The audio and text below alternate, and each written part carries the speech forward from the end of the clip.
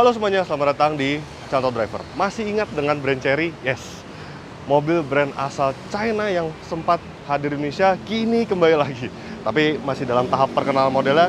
Kini mereka membawa 3 produk Indonesia, ada Tigo 7 Pro, Tigo 8 Pro, dan juga Tigo 4 Pro. Dan saya akan berfokus kepada Tigo 4 Pro karena Tigo 4 Pro potensi yang paling besar Indonesia karena segmennya paling ramai. Lantas seperti apa mobilnya? Ikuti terus video ini.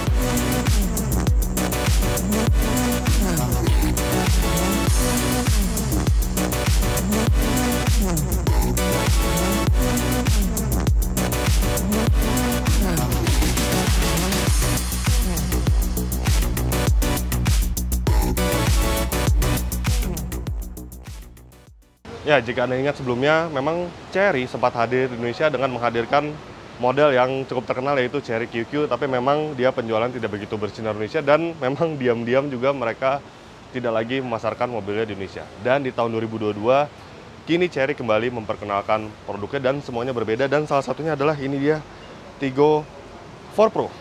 Bisa dilihat seperti ini modelnya dan mobil ini berpotensi untuk melawan rival-rival seperti misalkan Honda HR-V atau misalkan mobil asal Korea seperti Kia Seltos dan juga beberapa persaingan. Nah, karena memang di segmen ini cukup ramai, ada Hyundai Creta, lalu juga ada Toyota Race bisa juga menjadi lawan dari Chery Tigo 4 Pro. Nah, bisa dilihat untuk desainnya Tigo 4 Pro ini dia memang menarik secara desain.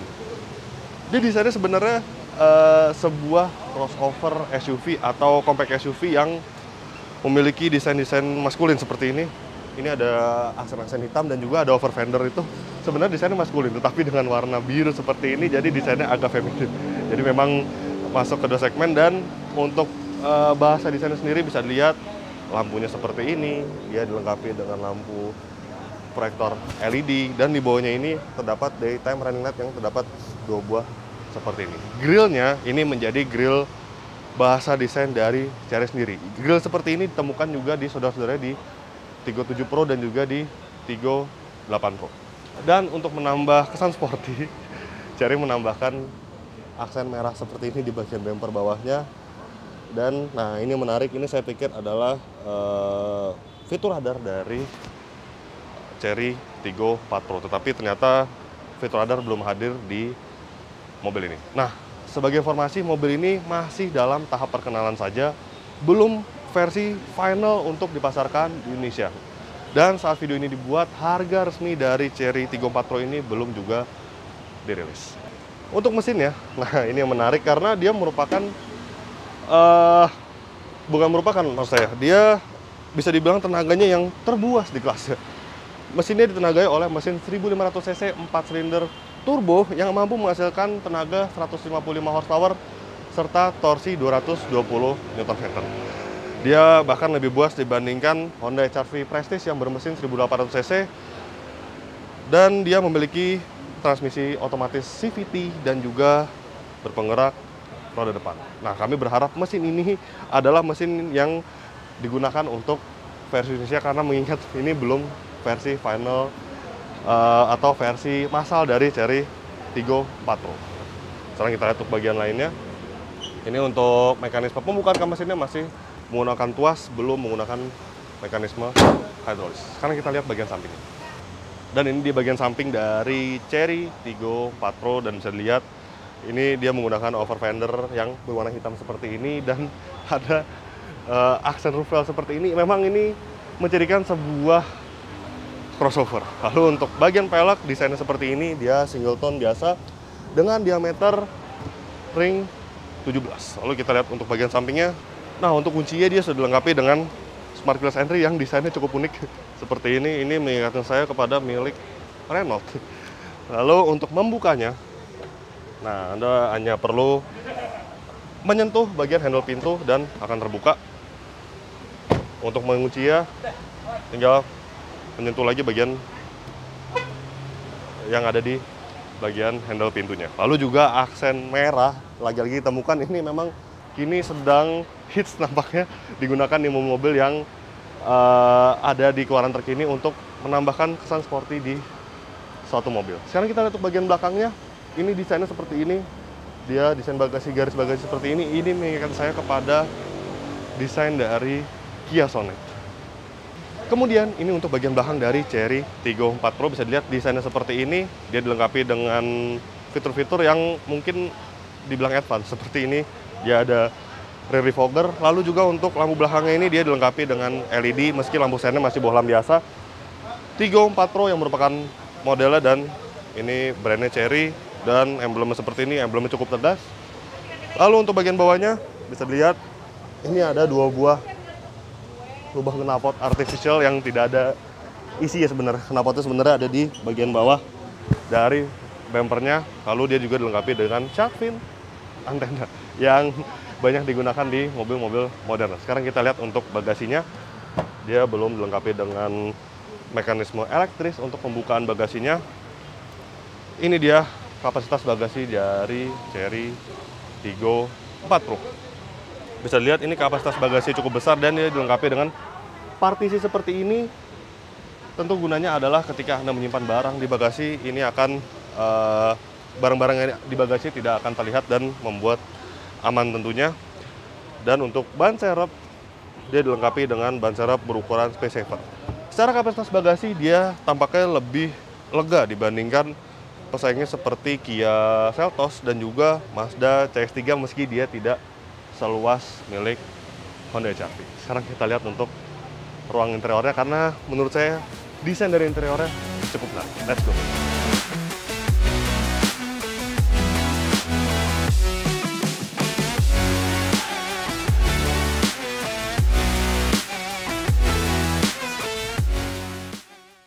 Dan ini dia ruang belakang dari Chery Tiggo 4 Pro. Ya, bisa dilihat ya tidak ada yang menonjol sebenarnya di bagian belakang, tetapi untuk akomodasi ini masih cukup baik. Ini posisi berkendara saya, tinggi saya 177 cm, dan bisa dilihat ini masih bisa menghasilkan ruang kaki yang cukup lega. Lalu untuk kaki memang tidak terlalu tersangga untuk tinggi saya yang 177 cm, tetapi untuk headroom ya, dia masih memadai. Lalu untuk menambah kenyamanan, tentu di bagian belakang ini terdapat armrest dan dia juga dilengkapi dengan 2 buah cup holder. Lalu untuk fitur, dia cukup menarik karena dia dilengkapi dengan ini ada double blower meski dia masih mengikuti pengaturan depan, belum secara individual. Lalu untuk pengisian daya sendiri dia dilengkapi dengan USB slot. Ini yang masih tipe biasa, bukan tipe Type-C di bagian konsol tengahnya. Nah, untuk bagian joknya sendiri dia sudah dilengkapi dengan full leather dan dia dilengkapi dengan aksen merah juga di bagian jahitan-jahitannya ini. Tentu ini menambah kesan sporty tidak hanya di bagian eksterior tetapi juga di bagian interior. Dan juga untuk bagian door trim ini menarik karena saya sudah mengetok untuk bagian depannya. Bagian dashboard depan lalu door trim bagian depan itu material semua soft touch, tapi untuk bagian belakang dia masih memang material plastik keras, tapi tidak apa-apa karena memang di kelasnya itu sebenarnya penggunaan material keras itu sebenarnya merupakan hal yang wajar, tapi ini menjadi nilai plus dari mobil Chery. Dan secara desain door trim ini cukup menarik karena dilengkapi detail-detail seperti ini, detail-detail aluminium beras seperti ini, dan dia dilengkapi dengan aksen merah lagi di bagian door trimnya, tentu untuk menambah sporty meski menurut saya ini warna merahnya agak sedikit ngejreng. Nah, untuk pelipatan bangku sendiri untuk bagian belakang dia bisa dilipat secara 60-40 seperti ini. Nah, dan dia memang tidak rata lantai dengan bagasinya. Dan untuk bagian sandaran sendiri dia hanya satu pengaturan, jadi tidak bisa diatur lagi. Ini fix seperti ini. Tetapi secara overall duduk di bagian belakang dari Chery Tiggo 4 Pro ini cukup menyenangkan. Nah, ini dia bagian depan dari Chery Tiggo 4 Pro dan menurut saya ini cukup istimewa karena desainnya ini sangat atraktif untuk kelas crossover SUV. Ini bisa dilihat desainnya seperti ini, lalu bagian konsol tengahnya seperti ini, dia tinggi dan ada seperti desain menaik seperti ini. Dan tidak hanya itu, di bagian sini dia dilengkapi dengan pengaturan AC. Nah, jadi pengaturan AC bukan di dashboard tapi di bagian konsol tengahnya ini. Ini menurut saya cukup menarik dari desain Chery Tiggo 4 Pro. Tidak sampai di situ, dashboard serta door trim dia dilengkapi dengan bahan soft touch. Soft touch. Soft touch. Soft touch. Ini bahkan bisa dikatakan tidak lagi ditemukan di kelas mini SUV dan juga di kelas compact SUV. Nice. Lalu yang ketiga adalah fitur. Fitur mobil ini juga cukup lengkap. Ada sunroof, meski dia belum panoramik. Lalu untuk instrumen cluster dia full digital, meski dia tidak terlalu high definition, tapi ini informasi yang disampaikan cukup lengkap. Nah, instrumen cluster full digitalnya ini bisa menyajikan beberapa informasi, ini seperti stasiun radio yang sedang ada putar, ini tersaji di layar instrumen clusternya. Lalu juga ada TPMS atau Tire Pressure Monitoring System.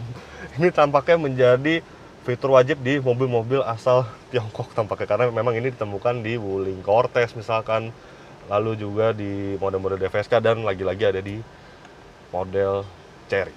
Nah, lalu juga ada fitur yang menarik seperti ini, pengingat kelelahan, atau ketika Anda berkendara terlalu lama dengan mobil ini, Anda bisa mengeset waktu yang kira-kira terlalu lama ketika Anda berkendara, dan dia akan memperingatkan melalui layar instrumen clusternya. Tetapi secara kesimpulan, instrumen cluster ini memang dia agak mirip dengan milik Honda CR-V.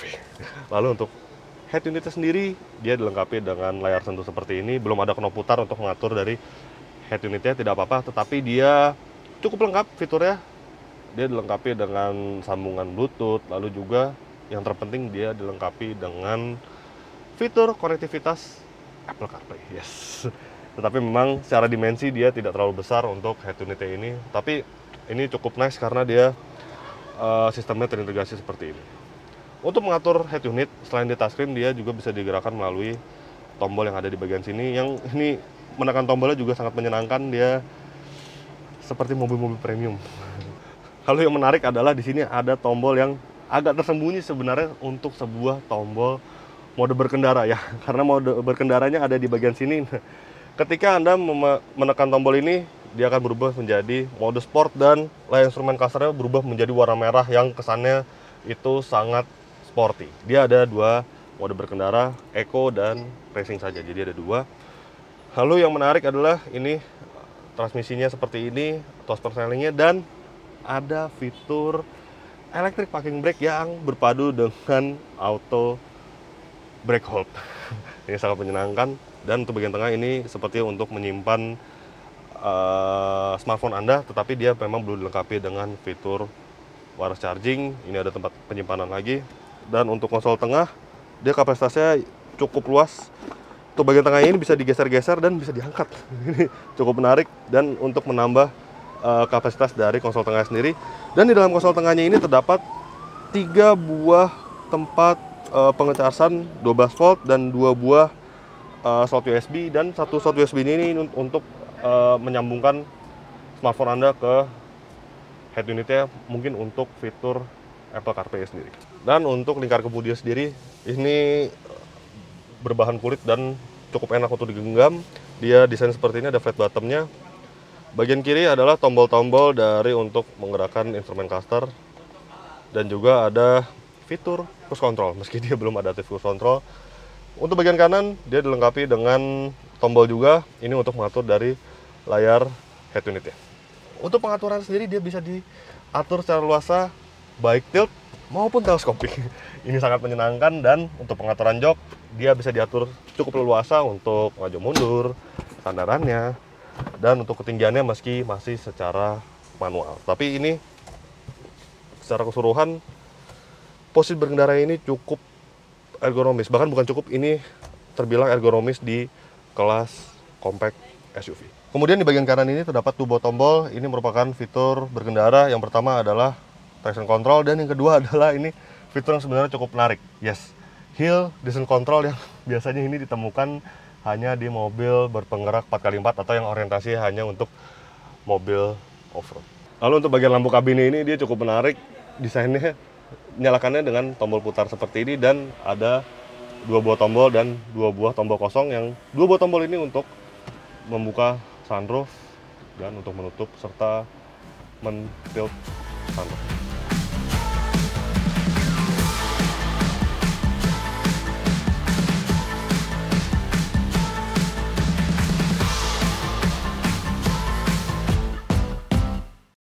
Oke, selain Tigo 4 Pro, Cherry Indonesia juga memperkenalkan dua model lagi.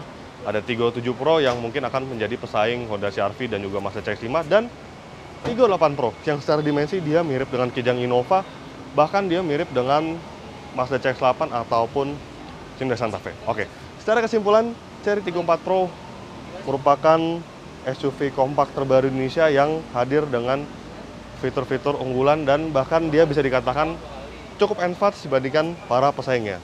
Mesinnya sendiri dia cukup buas, bahkan yang terbuas di kelasnya jika benar dipasarkan Indonesia dengan mesin yang digunakan di mobil ini. Oke, jadi begitulah hasil first impression kami terhadap Cherry Tigo 4 Pro. Klik like jika Anda menyukai video ini, subscribe jika Anda belum.